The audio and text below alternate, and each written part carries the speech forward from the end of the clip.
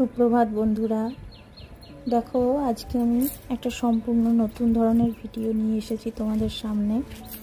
যদি আমার এই ব্লগটি ভালো লেগে থাকে তো প্লিজ আমার চ্যানেলটিকে সাবস্ক্রাইব করে দিও। তো আমি আজকে রান্না করব পুঁই শাক, আমাদের বাগানের পুঁই শাক। আমি এখানে কিছু সবজি কেটে নিয়েছি, কুমড়ো, কচু, আলু, বেগুন আর তার সঙ্গে পুঁই শাকটাও। আর এখানে পেস্ট করার জন্য নিয়ে নিয়েছি কালো সর্ষে, সাদা সর্ষে, 5 ফোড়ন, শুকনো লঙ্কা।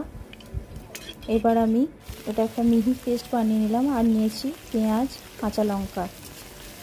এরপর পেস্ট বানিয়ে নেওয়ার পরে আমি কড়াইয়ে তেল দিয়ে দিলাম। তেল দেওয়ার পরে তাতে দিলাম 5 ফোড়ন এবং তার উপরে সবজিগুলোকে ঢেলে দিলাম।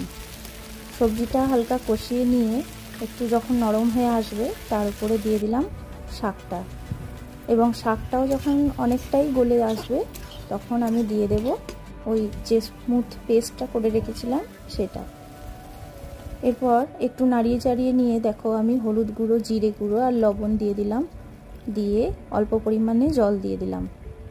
দিয়ে যখন জলটা একটু শুকিয়ে যাবে তার উপর থেকে আমি চিনি দিয়ে দিলাম। তো এইভাবে আমি পুঁই শাক রান্না করলাম সর্ষে বাটা দিয়ে। আজকে আমি মাটির চুলায় রান্না করেছি। আর ছিল সাথে ভাতের সঙ্গে রেখেছিলাম আজকে সাদা ভাত, পাবদা মাছের ঝাল, বেগুন ভাজা আর পুঁই শাক। ওকে বন্ধুরা, টাটা।